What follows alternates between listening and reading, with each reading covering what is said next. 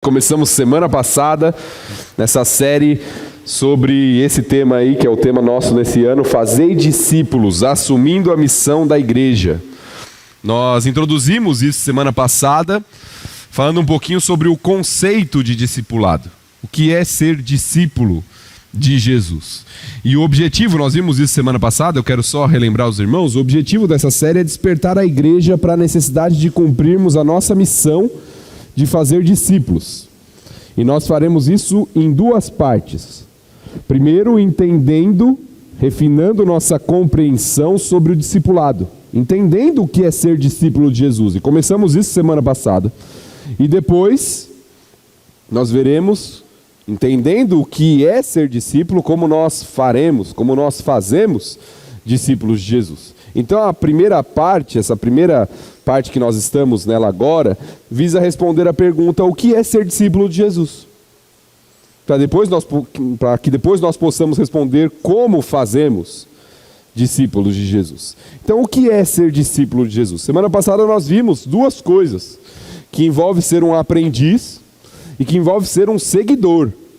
Era o conceito do termo, o conceito que nós vemos no Novo Testamento, nas Escrituras, sobre o discipulado, sobre ser discípulo. E hoje nós queremos trabalhar sobre o início do discipulado.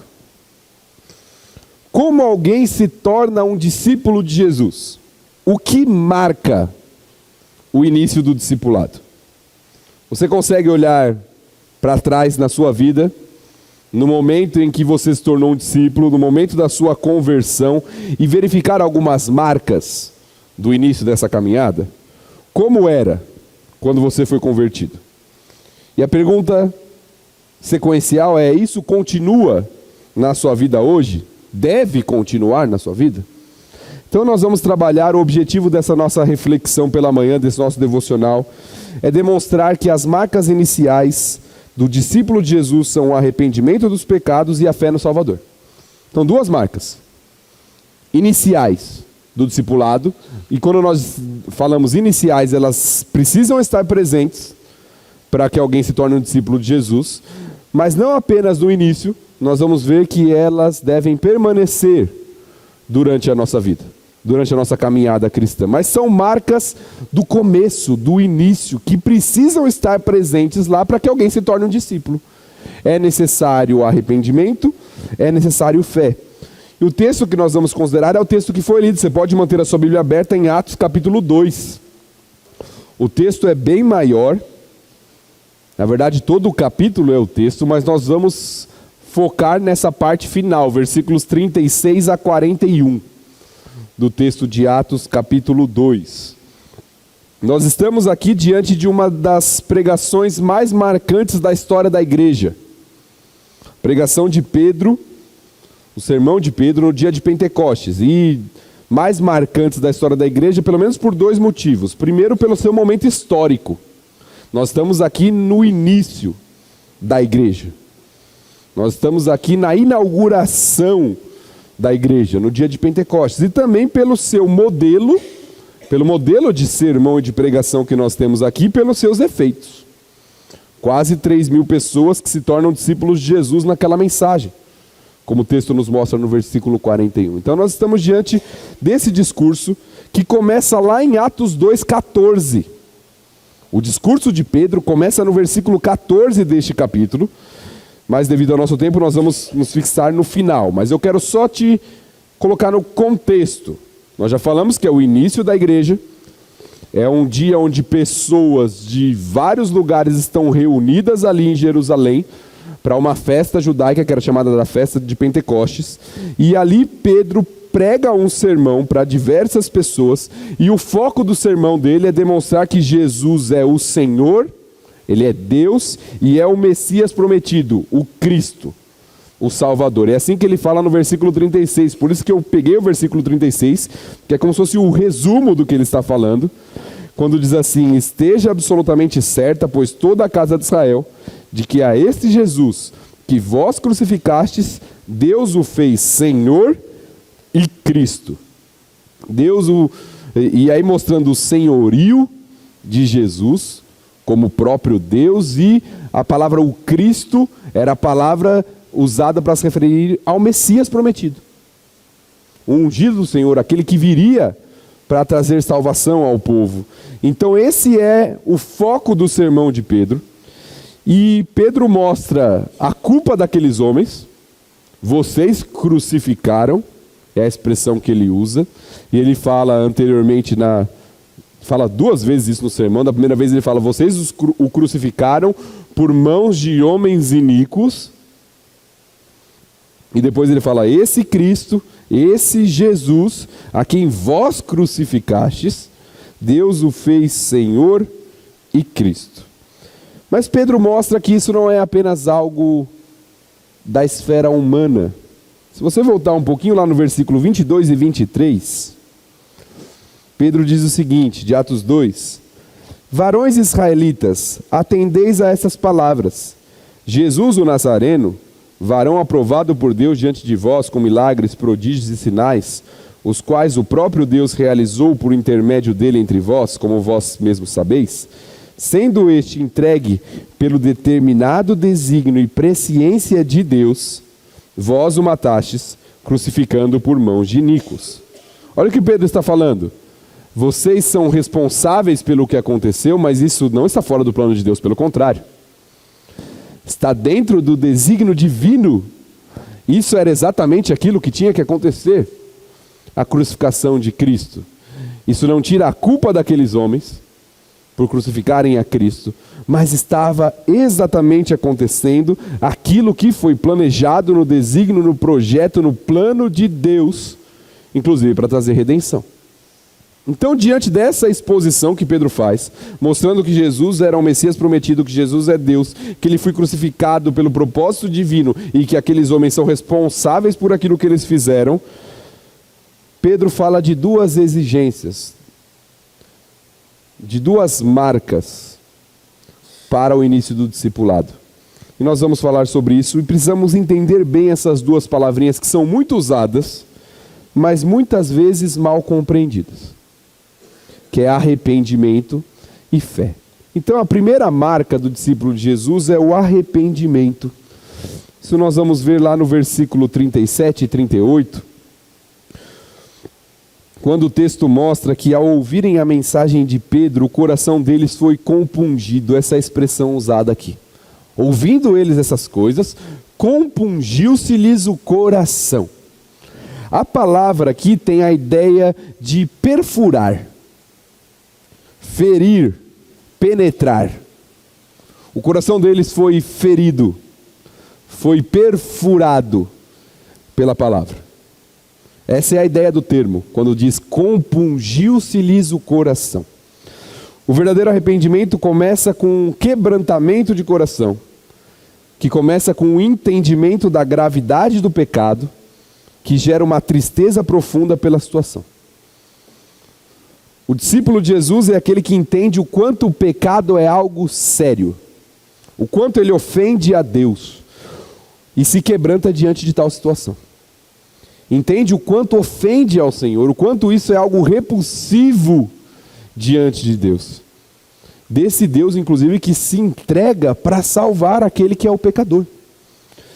Então não há início de discipulado se não há entendimento da gravidade do pecado, se não há arrependimento pelos pecados, se não há conversão genuína.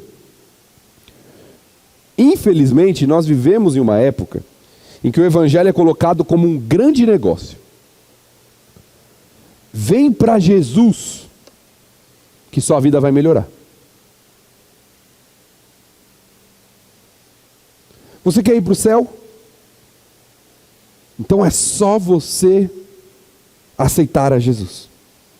Deus tem um plano maravilhoso para a sua vida. Deus quer que você seja feliz. Então, aceite a Jesus. Vem para Jesus, que Deus vai encher a sua vida de bênçãos. Abra a porta do seu coração para Jesus. Faça um favor e deixe Ele entrar. Olhe para a sua Bíblia. Isso se parece com o evangelismo de Pedro?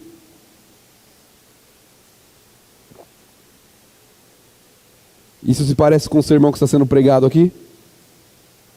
Nem um pouco. Não parece nem um pouco. E eu não estou falando que não tenham verdades embutidas nessas frases. Quem crê no Senhor Jesus Cristo vai morar no céu. Isso é verdade. Deus tem um plano, é verdade. Mas o foco dessa mensagem, da forma como ela é trazida muitas vezes, ela tem o foco no benefício do homem. E parece um grande negócio, uma grande vantagem. Olha, eu quero isso para mim, então eu vou fazer isso. Isso é bom para mim. Não é uma mensagem que leva a um arrependimento, que mostra que há algo errado, essencialmente errado e contrário a Deus. É algo que continua na mesma mentalidade egoísta do homem. Só mudou que agora é espiritual. Eu quero me dar bem na vida. Isso vai me fazer melhor? Então eu quero.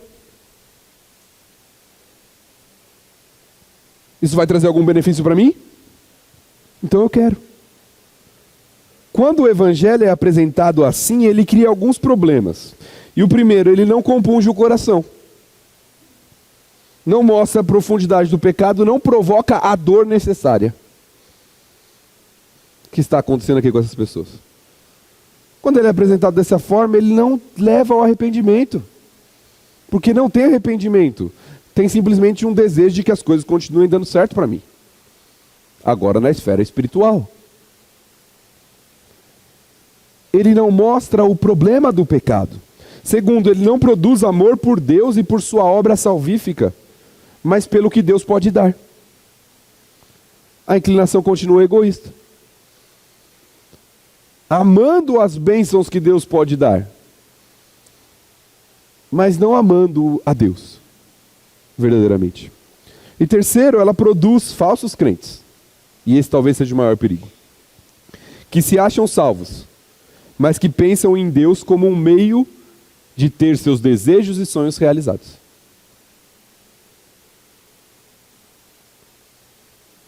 Deus é apenas um método, uma forma de eu ter aquilo que eu quero. Todos os meus sonhos, meus desejos realizados. Então Deus se torna um meio e não a finalidade de todas as coisas. E não o alvo da adoração. Se torna uma barganha, um grande negócio. Note a reação das pessoas no texto. O coração foi ferido, compungido. Agora eles viram para Pedro e perguntam: o que faremos? E agora? Nós crucificamos ao Senhor e Messias esperado, matamos o Salvador, fizemos isso com nossa incredulidade, com nossos pecados, com nossa traição, com nossa inveja, e agora o que faremos? É uma pergunta de desespero, aqui. Eles estão entendendo o que está acontecendo. Meu Deus, o que eu fiz? E agora? Olha como o meu pecado ofende a Deus. O que eu vou fazer? Eu preciso de um Salvador.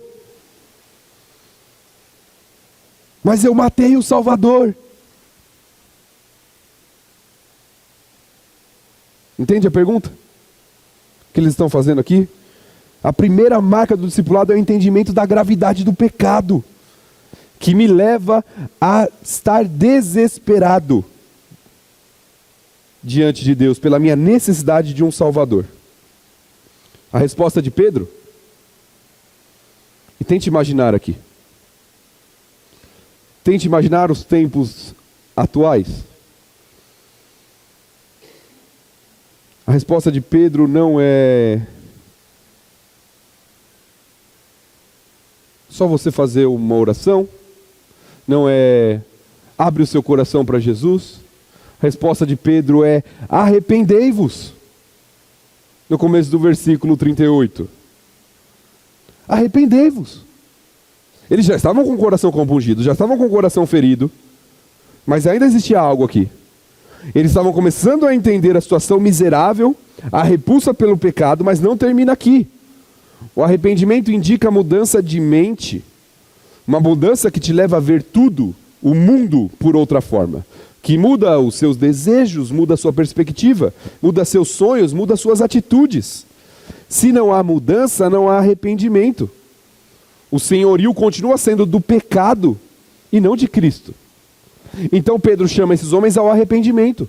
O que faremos? Se arrependam. Vocês precisam de arrependimento. O versículo 40, um pouquinho mais para frente, afirma que Pedro, com muitas outras palavras, deu testemunho e exortava, dizendo: salvai-vos desta geração perversa. Geração que eles mesmos faziam parte. Geração que crucificou a Cristo. Salvai-vos. Salvai-vos dessa geração que anda escravizada pelos pecados, que vive para si mesmo. A conversão muda tudo, meu irmão. O arrependimento te tira da onde você está e te passa para o lado oposto. Não é um simples ajustar da vida. Não é uma pequena mudança. É uma mudança completa. É de inimigo de Deus a amigo de Deus. É de alguém centrado em si, voltado para os seus próprios desejos e interesses, para alguém voltado para fazer a vontade de Deus. O arrependimento provoca esse tipo de mudança. É alguém que sai das trevas do pecado e vai para a luz de Cristo. Muda plenamente a sua vida. E essa é a primeira marca, a marca inicial do discipulado. E note, como nós falamos no começo, não é apenas uma marca inicial, mas contínua. Nós continuamos pecadores. Isso significa que nós vamos pecar contra o Senhor. E que quando fizermos isso, precisamos de um coração quebrantado e disposto à mudança. O arrependimento é marca do discípulo. É marca contínua. É triste ver pessoas que se identificam como cristãos, mas ano após ano vivem da mesma forma, com os mesmos pecados, claros, exortados, entendidos, mas não mudados. Meu irmão, ser discípulo é ter um coração disposto a mudar, se quebrantar, se humilhar. Isso é evidente. Isso é evidente em nossa vida. Você tem se arrependido dos seus pecados? Se você é uma pessoa que luta com a ira, entende como a ira ofende a Deus, está disposto a mudar? Tem se tornado menos iracundo no decorrer dos anos? Tem clamado pelo auxílio divino para mudar isso? Se é a amargura, falta de perdão, você entende a gravidade do pecado? Se é fofoca, o falar do outro para o outro, em vez de resolver o problema? Causar divisão no corpo? Se é preguiça, falta de disposição de servir? Se é orgulho, se é vaidade, se é o desejo impuro, a cobiça? Eu posso não saber qual é a sua luta, meu irmão. Eu sei qual é a minha. Mas de uma coisa eu sei. Nós precisamos de arrependimento genuíno. Pois essa é a marca inicial do discipulado. Todos nós teremos lutas. Mas a marca do discípulo é que ele está comprometido em mudança. Ele se quebranta diante do Senhor quando ele peca. Ele entende a gravidade do seu pecado. E o seu coração compunge. Fica ferido. E ele luta por mudança. Essa é a marca inicial que Pedro exige dos seus ouvintes. O que faremos? Se arrependam. É necessário arrependimento. É a primeira expressão. E a segunda, bem conhecida também, apesar de não estar no texto com essas palavras, é a fé. O segundo item mencionado por Pedro, que aquelas pessoas precisavam, era o batismo em nome de Jesus Cristo. Arrependei-vos e cada um de vós seja batizado em nome de Jesus Cristo. São as duas coisas que ele coloca aqui no texto. O batismo não era algo exclusivamente cristão, tá bom? Era usado como símbolo de purificação dos pecados no judaísmo. Porém, o batismo em nome de Jesus Cristo era uma expressão de fé e de dedicação completa a Cristo. Quando você se batiza em nome de Jesus Cristo, você está assumindo e o batismo é um símbolo da fé aqui, está assumindo que você agora é um seguidor, que você está se dedicando, está vivendo, está crendo em Cristo, está vivendo para Ele, está vivendo como um seguidor dele. Essa era a expressão do batismo.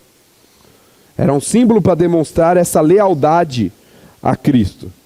Agora nós precisamos entender bem isso também, porque fé é uma palavra muito mal entendida em nossa época. E eu trouxe pelo menos 3 aspectos como ela é mal entendida aqui. O primeiro é porque as pessoas pensam em fé de maneira mística. Pensam em fé numa espécie de pensamento positivo que te faz conseguir as coisas. Se você tiver fé, as coisas acontecem. E isso é uma mentira tão grande, que fé é a soberania de Deus, mas que muitas vezes nós usamos. É só você ter fé. Eu tinha um amigo que falava assim, não era nada de espiritual, mas ele falava assim, não, eu quando eu vou no shopping, então o shopping está cheio, aquela época de fim de ano, mas eu entro e penso assim, minha vaga vai estar lá. E minha vaga está lá.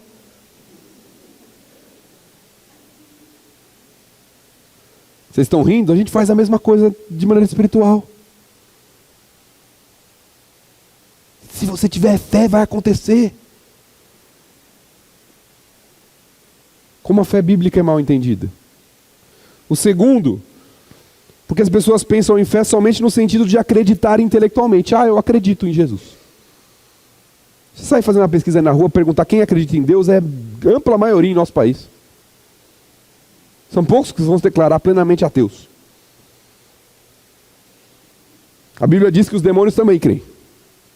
Tem uma diferença, eles tremem. Eles creem e tremem. Eu acredito que Jesus existiu. Será que o pessoal da época também não acreditava? Fé é mais do que simples acreditar na existência. Isso é um erro. E terceiro, porque as pessoas desassociam a fé da vida prática. Eu creio em Jesus, mas isso não muda nada na minha vida. Será que isso é fé bíblica? Isso é fé de jogador de futebol. Vive em balada, imoralidade, várias mulheres, bebida, vaidade, coloca uma faixinha, 100% Jesus.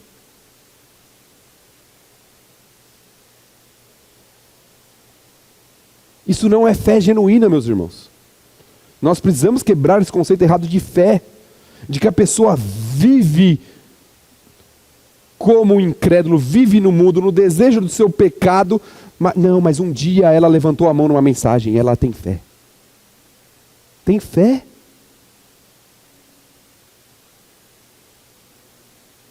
Isso será que é fé bíblica? Não é simplesmente levantar a mão em um culto, ou simplesmente gostar do ambiente na igreja. Fé em Cristo significa, eu acredito, e porque eu acredito, eu sigo, eu vivo isso. Vou te dar um exemplo. Você está exercendo um ato de fé agora. Sabe qual é o ato de fé que você está exercendo agora? Você está sentado confortavelmente nessa cadeira aí. Talvez não tão confortavelmente, vai. Mas você está sentado nessa cadeira. E você não está assim, ó. Porque você acredita que essa cadeira te suporta. Você acredita que ela não vai quebrar. Por isso você senta. Se você não tivesse fé que a cadeira iria suportar o seu peso, você não sentaria. Fé conduz para a prática. Se eu creio, eu faço. Se eu não creio, eu não faço, por mais que eu diga crer.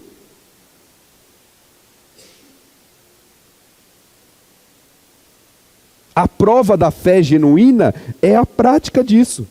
Se eu creio em Jesus, eu vivo o que Ele ensina. Seu ensino muda tudo. Muda a visão, muda o rumo da vida, muda os desejos. Eu creio que Ele é Deus. Então eu tenho que ser submisso e obediente. Ele é Deus. Eu creio que Ele é Senhor. Então minha vida pertence a Ele. Se Ele é Senhor. Não existe crença que não muda nada. A ideia de que eu creio, mas não obedeço é falsa. Na verdade, é falta de fé. É incredulidade. E é claro que nós somos imperfeitos e nós não estamos falando aqui de perfeição. Até por isso exige arrependimento, como nós falamos anteriormente. Não estamos falando de perfeição. Estamos falando de um compromisso, de uma vida de discípulo. Se você tem fé no Senhor Jesus, isso será visto em uma vida para Ele, para amá-lo. Pois Ele é Deus, deve ser amado acima de todas as coisas. Para obedecê-lo, pois Ele é Senhor e minha vida pertence a Ele. Para servi-lo, pois Ele é o dono de todas as coisas e deve ser servido. Para agradecê-lo, pois Ele é o Salvador que se entregou por mim. Para viver em adoração a Ele, porque dele, por meio dele, para Ele são todas as coisas. Isso é fé. É claro que assim como o arrependimento, a fé não é perfeita e precisa ser aperfeiçoada ao longo da vida e da jornada cristã. Nós crescemos na fé, nós amadurecemos na fé, e é por isso que Deus nos criou como povo, como igreja, por isso que isso aqui que nós estamos fazendo agora é fundamental, porque isso fortalece a nossa fé. Porque isso deve encorajar para que nós trabalhemos em nosso arrependimento, em nossa fé. Não é apenas uma marca inicial, mas uma marca contínua, que precisa estar em constante crescimento em nossa vida, nos tornando cada vez mais parecidos com o nosso Salvador. O resultado dessas marcas iniciais? Remissão dos pecados, recebimento do dom do Espírito Santo, ou seja, conversão. Se tornaram discípulos, tiveram seus pecados perdoados, receberam a habitação do Espírito Santo de Deus. Não tinha terminado a jornada, mas tinha começado. Agora eles se tornam discípulos de Cristo, tendo um acréscimo naquele dia de quase 3.000 pessoas que foram batizados. E depois você vê a prática dessas pessoas no texto bem conhecido, 42 a 47, várias vezes pregado já aqui na igreja. E eles perseveraram na doutrina dos apóstolos, na comunhão, no partir do pão, nas orações, em cada alma havia temor, e toda aquela dinâmica da igreja, porque agora eles eram discípulos de Cristo, desenvolvendo constantemente fé no Salvador e arrependimento dos pecados. Essas são as marcas vistas no momento da conversão, no momento dessa mudança. E a pergunta é, elas são vistas na sua vida? São vistas no momento da sua conversão? Ou talvez você ouviu essa mensagem do Evangelho fraca dos nossos dias e não teve nenhum arrependimento? Na verdade, só quis receber um benefício, talvez você tenha que voltar e reavaliar. Elas são vistas no decorrer da sua vida? São vistas na sua vida hoje? Meu desejo de oração é que o arrependimento genuíno e a fé verdadeira sejam constantemente evidentes em nosso viver. Porque essa é a marca do discipulado. Essas são as marcas iniciais do discípulo de Cristo. Arrependimento genuíno, fé verdadeira, fé obediente, fé compromissada com o Senhor Jesus Cristo. E que Ele nos permita viver assim.